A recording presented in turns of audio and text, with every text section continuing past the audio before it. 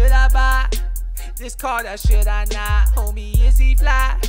Or will he leave me feeling lonely? I don't mind. If he ain't it, but please just tell me. I don't mind. If he ain't it, but please just tell me. I don't want no dub. If I give him my love, will he save me when the gameplay stuck in mud? I need a savior. Can he be my guide? I just wanna see elite right before my eyes. What's going on, YouTube? It's your boy, One Star Weak Foot. We're back for another player review, and today we're gonna review Foot Birthday Doumbia. This card looks really fun.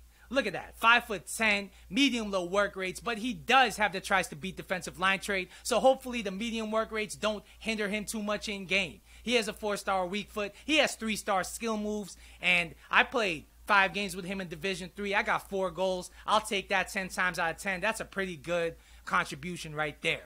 Before we go any further though, I've been seeing a lot of you guys liking and subscribing to my stuff lately, and it really means a lot. I really appreciate it. I want to say thank you to everybody out there that supports me. Thank you to everybody out there that's been watching my videos. And once again, I'm going to ask if you guys could subscribe if you're new to this channel. If you could like if you're already subscribed. Every single like and subscribe means a lot to me since I'm a smaller YouTuber.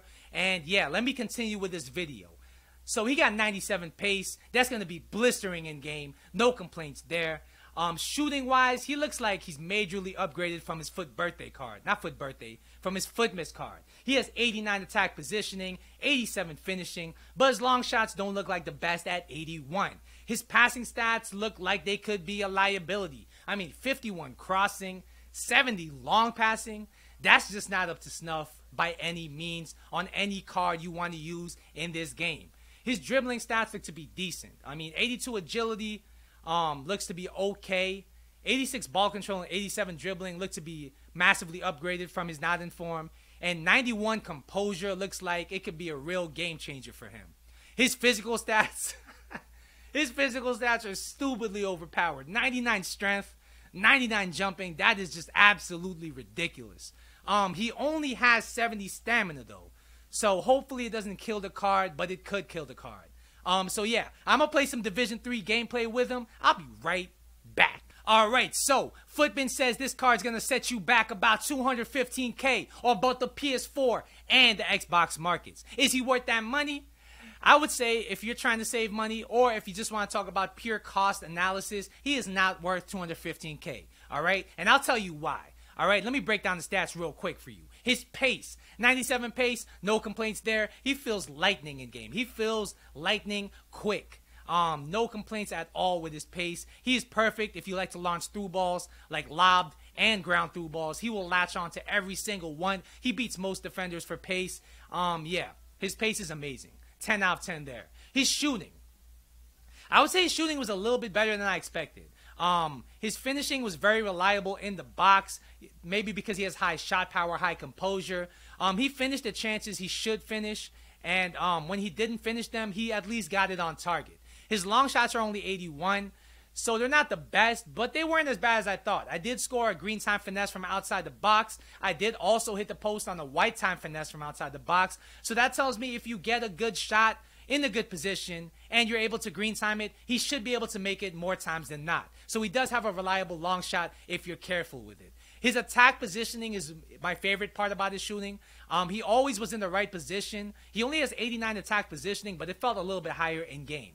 He's always in the right place to really poach a goal. He's always on the shoulder of the last defender because he has the tries to beat defensive line trait, and that in conjunction with his pace makes him very dangerous on the attack and on the counter attack.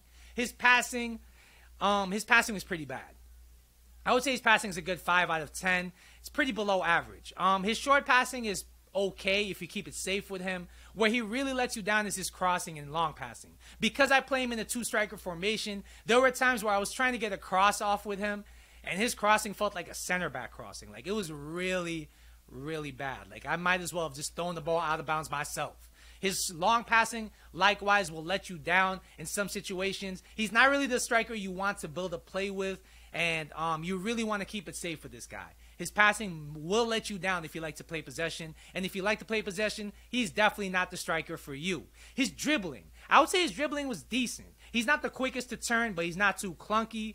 And he does keep the ball pretty close to his body. As long as you don't try anything too crazy with him, I would say you'll be okay.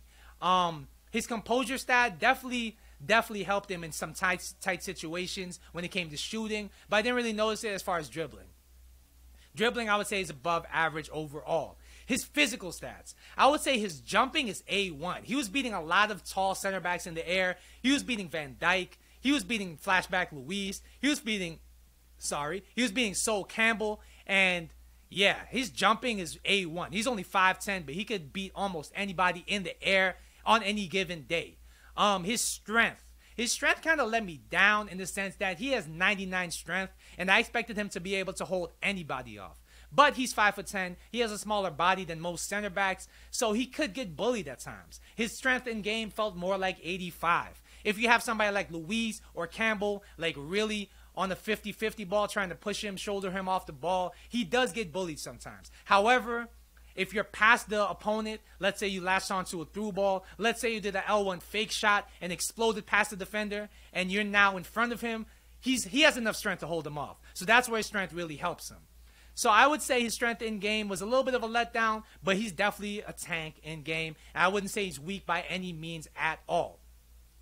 So what would I rate this card out of 10? I would say he's a good 7.5 or 8 out of 10. Is he FUT Champs ready? I would say you could definitely use him in FUT Champs, but he's not the most ideal, most meta card to use.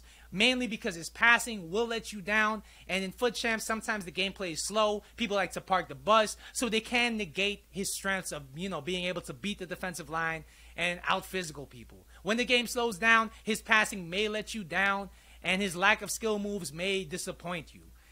So yeah, I wouldn't really use him as my first choice, but he's a good card to use if you just want to have fun with the game, because this card is very nostalgic for a lot of people. He used to be stupidly overpowered in older FIFAs, and I really get it if you want to try to buy him. So yeah, now I'm going to compare him to two other cards that really share the same playstyle as him, so you know exactly where he ranks among the meta. So the first card I'm going to compare him to is 88 Werner. So who's the better card between them? Let me compare them stat by stat. Pace-wise, they're pretty even. I don't really notice a difference between their pace at all in-game. Shooting-wise, I would say Werner's the more reliable finisher. It's not a huge difference, but in the tight games, I would say Werner will finish more tight chances, more stupid chances than Doumbia will. Also, his attack positioning is noticeably better than Doumbia's in-game. So I got to give the shooting nod to Werner. Passing-wise, also I have to give the nod to Werner. Werner has better passing. Werner's not the best passer, but I would say his passing is average. Doumbia is below average in this regard, and he will let you down when it comes to his passing. Dribbling-wise, I did actually like how Doumbia felt on the ball better. He felt a little bit quicker when turning. Werner could be clunky at times. I don't know why, because he does have high agility himself, but I felt like Doumbia was a little more slippery and better at dribbling the ball than Werner was. Not much in it, but I got to give the nod to Doumbia. Physical-wise, I would say it depends what you're looking for. Doumbia is stronger and better at jumping in game. But Werner has way more stamina. Doumbia does get tired if you like to press. If you play very, very aggressive football, Doumbia will not last the whole game. However, Werner will. Werner has insanely high stamina. So if you're looking for a beast in terms of jumping and strength, you got to give the nod to Doumbia. But if you're looking for somebody with stamina and still somebody who doesn't have any weaknesses in terms of jumping or strength, he's just not as good as Doumbia is, then Werner is your guy. Overall, I would say Werner is better, just better at more important things like shooting, passing. Those are things that you want out of your striker, really. I mean, he's a striker, so Werner's gonna have him beat in those regards, and he's the better card overall with better links, and he's tradable. So I gotta give the nod to Werner. Next, I'm gonna compare this guy to not in form Aubameyang. Pace-wise, once again, they're even. Both of them feel rapid.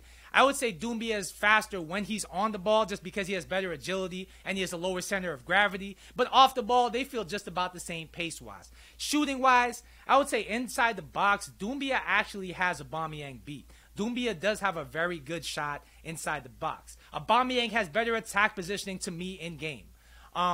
Long shot wise, despite what the stats says, I would rather have Aubameyang shooting a time finesse than Doumbia, because Aubameyang does have the finesse shot trait, and you do notice it in game.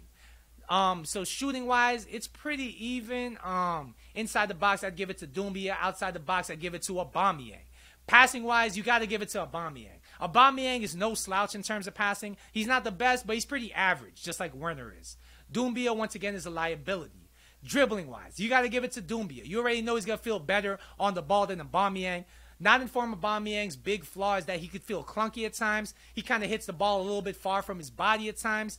And, yeah, you got to give the nod there to Doumbia 10 times out of 10. Physical-wise, as far as jumping, I would say Doumbia does jump and out-jump Aubameyang. But Aubameyang I'd rather have when it comes to holding up the ball. Doumbia's body is just not big enough to make use of his 99 strength. Aubameyang has much lower strength, but he has a bigger body. So he has bigger mass to him. Like, the defenders have to do more work to get the ball off him, if that makes sense. So that makes Aubameyang more versatile in that he could be a target man and he could get in behind. So on Foot Champs games, I would say he has more angles to him than just being a one-trick pony like Doumbia can be. So who's the better card? Once again, I got to go Aubameyang. He's tradable, he's cheaper, and he has better links. So yeah, that concludes my review on this Doumbia card. Hopefully you guys enjoyed it. Please don't forget to like and subscribe once again. I'll be back tomorrow with another video. Until then, later.